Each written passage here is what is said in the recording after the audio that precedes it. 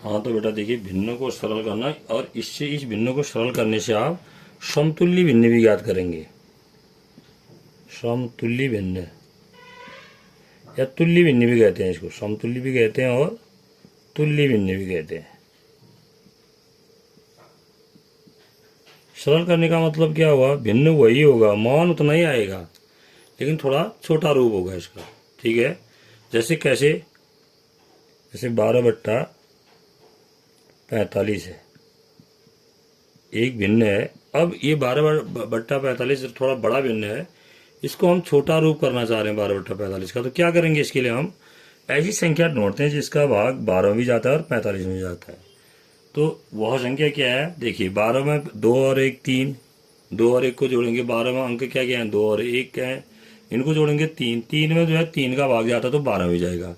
45 का देखिए, 45 का क्या है, 45 को जोड़ेंगे तो 45 में अंक क्या क्या है, 4 और 5, 4 और 5 को जोड़ेंगे तो अंकों का योग कितना होगा, 9, 4 और 5 अंकों का योग कितना हुआ, 9 हुआ, 9 हुआ। तो 9 में 3 का भाग जाता है तो 45 में भी 3 का भाग जाएगा। ठीक हो गया।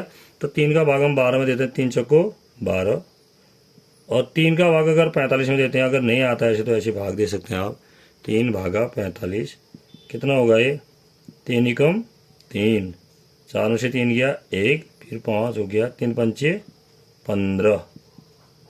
देखिए कितनी बार गया, 15, 15 का पहाड़ा पड़ गया, 15 दूना 30, 15 45, 3 ठीक होता है ना। 15 का भाग 45 में 3 बार जाता है तो 3 का भाग 45 में कितनी बार जाएगा, 15 बार जाएगा। ठीक हो गया। तो 12/45 का जो सरल रूप हुआ वो क्या हुआ, 4/15। तो हम ये भी कह सकते हैं क्या, देखिए दोनों के मान के यहाँ बराबर है ना, यानी कि जितना मान 12/45 का आएगा उतना ही मान किसका आएगा, 4/15 का आएगा। तो इन दोनों को हम समतुल्य भिन्न भी कहते हैं। क्या बोलते हैं, तुल्य भिन्न या समतुल्य भिन्न, तुल्य भिन्न भी बोलते हैं इसको, तुल्य भिन्न। ठीक हो गया। तो तुल्य भिन्न क्या क्या हुए, अगर आपसे पूछा जाए कि क्या क्या हुए तुल्य भिन्न, तो तुल्य भिन्न हुए आपके क्या, तुल्य भिन्न आपका एक हो गया, आपका 12/45 हो गया, और 12/45 का तुल्य भिन्न क्या हुआ, 4/15, यानी कि 12/45 का तुल्य भिन्न 4/15 हुआ, और 4/15 का तुल्य भिन्न हम 12/45 भी कह सकते हैं। ठीक हो गया। ऐसे ही और भी होंगे, देखिए जैसे सपोज कि 15/60 है, 15/60 ही 15/60 है। अब हालांकि 15 का भाग देंगे तो 15 एकम 15, 15 चक्को 60, 15 का भाग दोनों में जाता है। सपोज करो आपको नहीं आया 15 का भाग देना, इतना या दिमाग में नहीं आया, तो पहले सबसे छोटी संख्या ढूंढेंगे, 2, 2 का भाग इस 15 में नहीं जाएगा। क्यों नहीं जाएगा, क्योंकि 15 में इकाई का अंक क्या है, 5 है, देखिए है ना, 5, 5 विषम संख्या है और 2 सम संख्या है। सम संख्या का भाग विषम संख्या में पूरी पूरी बार कभी नहीं जाता है। ठीक हो गया। तो अब हम इसमें किसका देंगे, 3 का, देखिए 5 1 6 जाएगा, इसमें भी 6 में शून्य जोड़िए 6, दोनों में जाता है। तो 15 में भाग दिया हमने, 3 पंचे 15 हो गया, इधर देंगे तो 3 दूना 6, फिर उतरा शून्य, 3 शून्य शून्य, ये ठीक हो गया। कितना आया, 5/20 आ गया। ये और छोटा बनाया जा सकता है, देखो 5 का फिर भाग चले जाएगा, 5 एकम 5, 5 चक्को 20 हो गया। ठीक हो गया। तो ये देखो, ये 15/60 का सरलतम रूप क्या हुआ, सरलतम रूप कहेंगे हम इसको। तो सरलतम रूप 1/4 हुआ। अगर हम तुल्य भिन्न की बात करते हैं तो तुल्य भिन्न क्या क्या हुई इसमें, तुल्य भिन्न हो गया हमारा 15/60, और ये किसके बराबर, 5/20। ये तीनों के तीनों जो है एक दूसरे की क्या हुए, तुल्य भिन्न। तुल्य भिन्न का मतलब मान उसी के बराबर होगा लेकिन अंश और हर बदल जाएंगे। तुल्य भिन्न में दोनों बदलेंगे, अंश भी बदलेगा और हर भी बदलेगा, है ना। और भी देखिए, और भी बहुत सारे होंगे इसमें।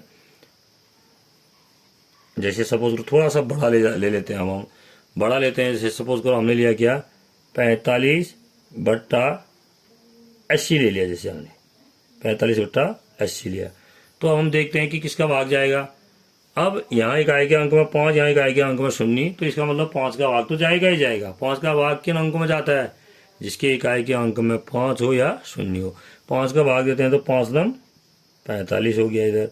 और 80 में अगर 5 का भाग देते हो, अगर ऐसे नहीं आता तो ऐसे दो, कितना हुआ ये, 5 एकम 5, 8 में से 5 गया 3, फिर हो गया इधर उतरा 0, ये 0 नीचे आके, फिर 5 6 30, कितनी बार गया, 16 बार।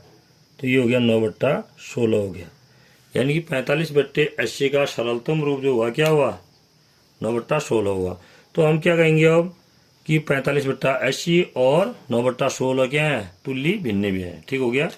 और जैसे थोड़ा सा तुल्य भिन्न छोटे का भी कैसे बनाते हैं, तो छोटे वाले का जैसे देखो 3/7 है कि 4 तुल्य भिन्न मान हमें निकालने हैं, 4 तुल्य भिन्न। मैंने स्कूल में भी बताया था आपको, ये 3/7 के 4 तुल्य भिन्न कैसे निकालेंगे। 3/7 के 4 तुल्य भिन्न, इसके लिए हम क्या करेंगे, पहले 3/7 को आप 2 का गुणा ऊपर भी कर दो, ये 3/7 बराबर लिखेंगे हम इधर।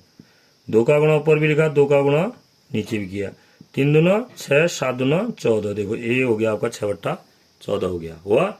ऐसे ही और देखिए 3/7 में हम क्या करें, 3 का गुणा ऊपर भी कर दें और 3 का गुणा ये किसके क्या है, 3/7 ही तो है ना। इस 3/7 में हमने क्या किया, 3 का गुणा ऊपर भी किया और 3 का गुणा नीचे भी। 3 3 9 और 3 7 21, तो 9/21 भी इसका तुल्य भिन्न हो गया। ऐसे ही और भी होंगे। देखो 3/7 है हमारे पास, अगर हम क्या करें 3/7 में 4 का गुणा ऊपर भी कर दें और 4 का गुणा नीचे भी कर दें, तो कितना हो जाएगा, 3 चौको 12 और 7 चौको 28, 12/28 भी हो गया हुआ। और भी होंगे हमारे पास, बहुत सारे और होंगे। जैसे देखो 3/7 है, 3/7 में अगर हम किसका गुणा करें, 5 का गुणा करें, 3 गुणा 5/7 गुणा 5, देखो किया हमने, तो कितना आया, 3 पंचे 15 हो गया, ये हुआ 15। और इधर नहीं दिख रहा होगा ना आपको, इतना गुणा तो दिख रहा है, 3 पंचे 15, ये हो जाएगा आपका 15 हो गया हुआ। और उसके बाद 7 पंचे 35, 15/35 हो गया ये। ऐसे हम निकालेंगे। ठीक हो गया।